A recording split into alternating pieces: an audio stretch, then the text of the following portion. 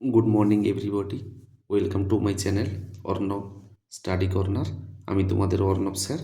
আজ তোমাদের ক্লাস 7-এর গণিত প্রভাব গণিত প্রভাব বই থেকে কিছু অঙ্ক করব। আর যারা প্রথম ক্লাস করছো তারা আরও জানতে লাইক কমেন্ট চ্যানেলটিকে সাবস্ক্রাইব করো। আর কিছু বলবো না, সরাসরি অঙ্কে চলে যাব। এখন আমরা ক্লাস 7-এর গণিত প্রভাব বই থেকে কোর্সে দেখি। এই যে নিজে করি 1.2 এর যে দুটি অঙ্ক বাকি রয়েছে সে দুটি অঙ্ক আমরা করব। আগের এটাতে আমরা করে নিয়েছি, অনেক কিছু জেনেছি। যদি জানতে চাও তাহলে আগের ভিডিওটি দেখো, জানতে পারবে। এটা হচ্ছে মেন সূত্র দিয়েছিলাম, সেইটা হচ্ছে বাড়লে বাড়বে, কমলে কমবে, এটা হচ্ছে সরল সম্পর্ক। আর বাড়লে কমবে, কমলে বাড়বে, এটা হচ্ছে ব্যস্ত সম্পর্ক। যদি দেখা যায় আমি এখান থেকে কলকাতা যাব, আবার এখান থেকে দিল্লি যাব। এখান থেকে কলকাতা যেতে যে দূরত্ব, দিল্লি যেতে বেশি দূরত্ব, যেহেতু দূরত্ব বাড়ছে তাই সময় বাড়বে। দূরত্ব বাড়লে সময় বাড়বে। আবার দূরত্ব যদি কমে তাহলে হচ্ছে সময় কমবে। দূরত্ব বাড়লে সময় বাড়বে, দূরত্ব বাড়লে সময় বাড়বে, আর দূরত্ব কমলে সময় কমবে। এটা হচ্ছে সরল সম্পর্ক। এবারে বলে দিই 10 জন লোক, আচ্ছা ব্যস্ত সম্পর্কে যাই। 10 জন লোক যদি 10 দিনে 10 বিঘা জমি চাষ করতে পারে, 10 জন লোক 10 দিনে 10 বিঘা জমি চাষ করতে পারে। 10 জন লোক একদিনে চাষ করতে হলে লোক সংখ্যা বাড়াতে হবে। তাহলে বাড়লে বাড়লে কমবে, কমলে বাড়বে, এটা হচ্ছে ব্যস্ত সম্পর্ক।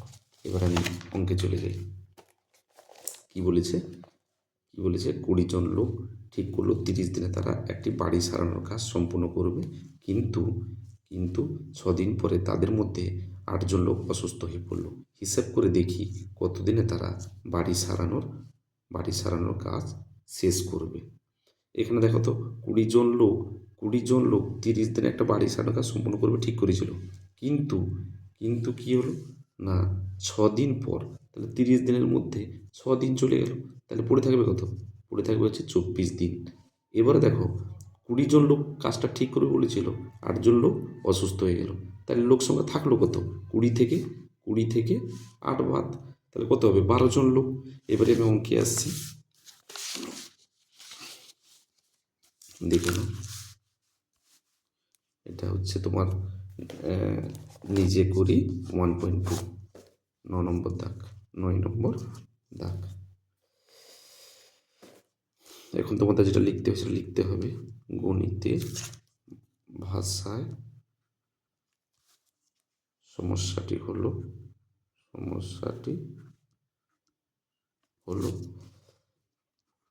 এদিকে হচ্ছে লোক সংখ্যা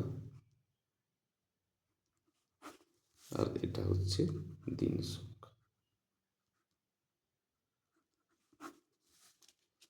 আচ্ছা, 20 জন লোক তাহলে কী হবে? 30 - 6 সমান হচ্ছে 24, আর এটা হচ্ছে 20 - 8 সমান হচ্ছে 12। দিনের সংখ্যাটা কত যেটা বলবে, যেটা চাইবে সেটা ডান দিকে রাখবো। তাহলে এবারে কি লিখব? এখানে এখানে এখানে লোক সংখ্যার সঙ্গে দিন সংখ্যার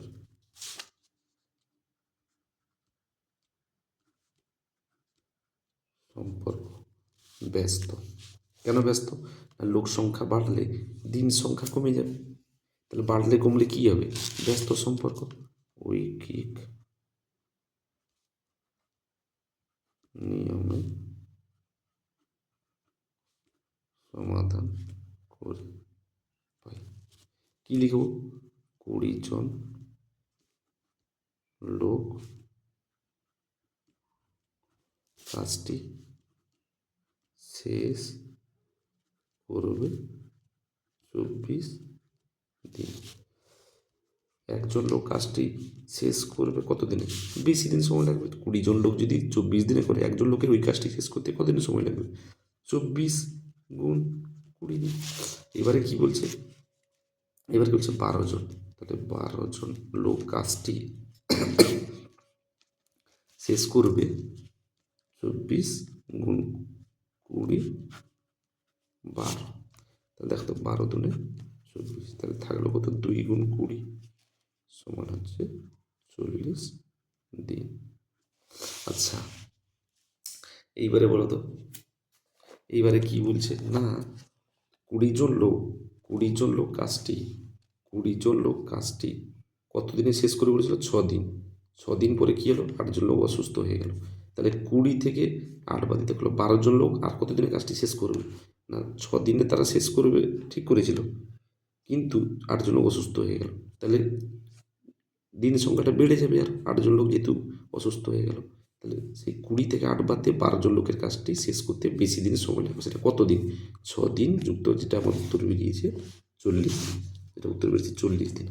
তাহলে 40 যুক্ত 6 সমান 46 দিনে তারা বাড়ি সারানোর কাজ শেষ করবে।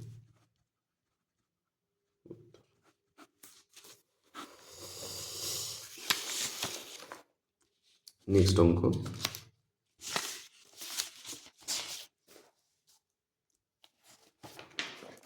এরপরে কি হচ্ছে? 25 জন কৃষক 12 দিনে 15 বিঘা জমি চাষ করেন, তাহলে 30 জন কৃষক 16 দিনে কত বিঘা জমি চাষ করবেন? হিসাব করে দেখি। তাহলে 25 জন কৃষক 12 দিনে 15 বিঘা চাষ করে। এইখানে তিনটা কন্ডিশন এসছে। একটা হচ্ছে কৃষক, এতক্ষণ আমরা করেছিলাম দুটো, এবার বলছে তিনটা। কৃষক আছে, দিন আছে, বিঘা আছে। এইবারে বলো তো, যেটা চাইবে, আচ্ছা আমি অঙ্কটা করে তারপরে বলছি। 10 নম্বর দাগ কি বলেছে? গণিতের, এটা লিখতেই হবে তোমাদেরকে গণিতের ভাষায়।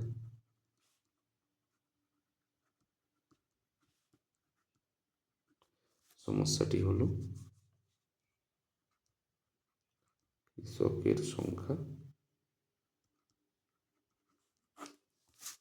তারপরে কি বলছে? দিন সংখ্যা,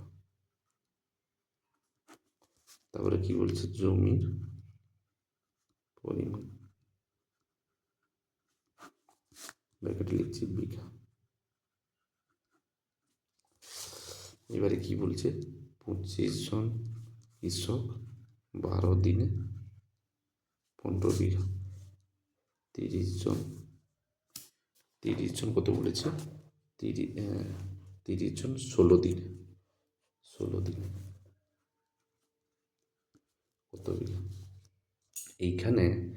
এইখানে যেটা জিজ্ঞাসা চিহ্ন থাকবে তার সাথে বরাবর সম্পর্ক গড়ে উঠবে। একবার কৃষকের সাথে জমি আর একবার দিনের সাথে জমি, যেহেতু জিজ্ঞাসা চিহ্ন যেটা চেয়েছে সেটা বিঘা চেয়েছে, তাইলে আমরা এখন কৃষকের সাথে যদি জমি করি, তাহলে এর সম্পর্ক কি হবে? এর সম্পর্ক হবে সরল। কেন? কৃষক যেটা রয়েছে 25, আমি যদি লিখি 25 জন কৃষক 12 দিনে 15 বিঘা জমি চাষ করতে পারে। 15 বিঘা জমি চাষ করতে পারে। একজন কৃষক 12 দিনে কম করবে। আচ্ছা আমি লিখি তারপরে বলছি। 25 জন কৃষক 12 দিনে চাষ করে 15 বিঘা জমি। তাহলে একজন কৃষক 12 দিনে, কেন 12 দিন লিখলাম? যেহেতু এইটার সাথে প্রথম আমি জমির পরিমাণ, তাহলে এটা একই থাকবে। তাহলে একজন কৃষক যেহেতু কৃষকের সাথে জমির সম্পর্ক, তারপরে করব দিনের সাথে জমির সম্পর্ক, যেহেতু এইটা চাইছি। তাহলে 12 দিনে চাষ করবে 15 ভাজিত 12 বিঘা জমি। এইবারে কি বলেছি, আবার বলছি একজন কৃষক একদিনে চাষ করবে, তাহলে কি হবে 15 ভাজিত 12 গুণ 25। এবারে কি বলছে 30 জন কৃষক কি বলছে 30 জন কৃষক 16 দিনে বেশি বিঘা জমি চাষ করতে পারবে। যেহেতু কৃষক বেড়ে গেছে, আবার এদিকে দিনের সংখ্যাও বেড়ে গেছে, তাহলে কি করব 15 গুণ 30 গুণ 16 ভাজিত 12 গুণ 25। তাহলে দেখে নাও 5 3 15, 5 5 25, 5 1 5, 5 6 30, 6 1 6, 6 2 12, 2 1 2, 2 8 16। তাহলে কি এলো 3 গুণ 8, 3 8 24 বিঘা। অতএব আমরা কি লিখব 30 জন কৃষক 16 দিনে 24 বিঘা জমি চাষ করবে।